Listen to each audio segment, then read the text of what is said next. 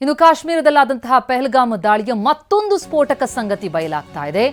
ಉಗ್ರರ ಭೀಕರ ದಾಳಿ, ಸ್ಥಳೀಯರ ಮೇಲೆ ಅನುಮಾನ ಹೆಚ್ಚಾಗಿದೆ. ಯಾಕಂದ್ರೆ ದಾಳಿ ನಡೆಯುವ 15 ದಿನಗಳ ಹಿಂದೆಯೇ ಒಂದು ಅಂಗಡಿ ಓಪನ್ ಆಗಿತ್ತು.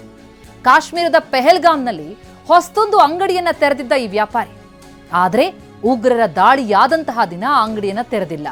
ಜೊತೆಗೆ ದಾಳಿಯಾದ ಮೇಲೆ 13 ದಿನ ಆದರೂ ಕೂಡ ಆ ಅಂಗಡಿಯನ್ನ ವ್ಯಾಪಾರಿ ತೆರೆದಿಲ್ಲ. ಹೀಗಾಗಿ ಪ್ರವಾಸಿಗರ ನರಮೇಧದ ಹಿಂದೆ ಆ ಅಂಗಡಿ ಮಾಲೀಕನ ಕೈವಾಡ ಏನಾದರೂ ಇದೆಯಾ? ಆ ಅನುಮಾನ ಇದೆ. ಅಂಗಡಿ ಮಾಲೀಕನ ಪತ್ತೆಗೀಗ ಎನ್ಐಎ ಅಧಿಕಾರಿಗಳು ಮುಂದಾಗಿದ್ದಾರೆ. ದಾಳಿ ಬಗ್ಗೆ ಈಗಾಗಲೇ 100 ಸ್ಥಳೀಯರ ವಿಚಾರಣೆಯನ್ನ ಎನ್ಐಎ ಮಾಡಿದೆ. ಸ್ಥಳೀಯರ ಸಹಕಾರದೊಂದಿಗೆ ಈ ಕೆಲಸಕ್ಕೆ ಮುಂದಾದರೂ ಉಗ್ರರು ಅನ್ನುವಂಥದ್ದು ಮಾಹಿತಿ. ಆ ಹಿನ್ನೆಲೆಯಲ್ಲಿ ಈಗಾಗಲೇ 100ಕ್ಕೂ ಅಧಿಕ ಸ್ಥಳೀಯರ ವಿಚಾರಣೆ ಮಾಡಿರುವಂತಹ ಎನ್ಐಎ ತನಿಖೆಯ ವೇಳೆ ಮತ್ತಷ್ಟು ವಿಚಾರ ಬಹಿರಂಗ ಆಗ್ತಾ ಇದೆ. ಈ ದಾಳಿ ನಡೆಯುವಂತಹ 15 ದಿನಕ್ಕೂ ಮುಂಚೆ ಒಂದು ಹೊಸ ಅಂಗಡಿ ಪಹಲ್ಗಾಮ್ನಲ್ಲಿ ಓಪನ್ ಆಗಿರುತ್ತೆ. ಆದರೆ ದಾಳಿ ನಡೆದ ದಿನ ಆ ಅಂಗಡಿಯನ್ನ ಕ್ಲೋಸ್ ಮಾಡಿರ್ತಾನೆ ಆ ಅಂಗಡಿ ಮಾಲೀಕ. ಅಷ್ಟೇ ಅಲ್ಲ, ಈ ದಾಳಿಯಾಗಿ 13 ದಿನ ಆದರೂ ಇಂದಿಗೂ ಕೂಡ ಆ ಅಂಗಡಿಯನ್ನ ಓಪನ್ ಮಾಡಿಲ್ಲ. ಹಾಗಾಗಿಯೇ ಆತನ ಕೈವಾಡದ ಬಗ್ಗೆ ಶಂಕೆ ವ್ಯಕ್ತವಾಗ್ತಾ ಇದ್ದು ಆತನಿಗಾಗಿ ಈಗ ಪತ್ತೆ ಹಚ್ಚೋದಕ್ಕೆ ಶೋಧ ನಡೀತಾ ಇದೆ. ಎನ್ಐಎ ತೀವ್ರ ವಿಚಾರಣೆಯನ್ನ ನಡೆಸ್ತಾ ಇದೆ.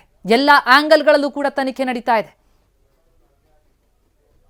ನಮ್ಮ ನೆಲದಲ್ಲೇ ನಮ್ಮ 26 ಪುರುಷರ ನರಮೇಧವನ್ನ ನಡೆಸಿದ್ರು ಉಗ್ರರು.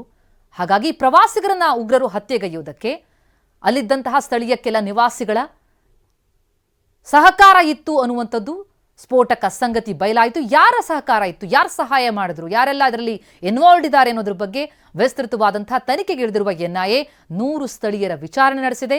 ಅದರ ಜೊತೆಗೆ ಮತ್ತೊಂದು ಹೊಸ ಅಂಶ ಬೆಳಕಿಗೆ ಬರ್ತಾ ಇರುವಂಥದ್ದು, ಈ ದಾಳಿ ನಡೆಯೋ 15 ದಿನ ಮುಂಚೆ ಒಂದು ಅಂಗಡಿ ಇತ್ತು, ಅಂಗಡಿ ಓಪನ್ ಆಗಿತ್ತು ಹೊಸದಾಗಿ ಪಹಲ್ಗಾಮ್ನಲ್ಲಿ ಅನ್ನೋದು. ಆತ ಎಲ್ಲಿದ್ದಾನೆ ಈಗ?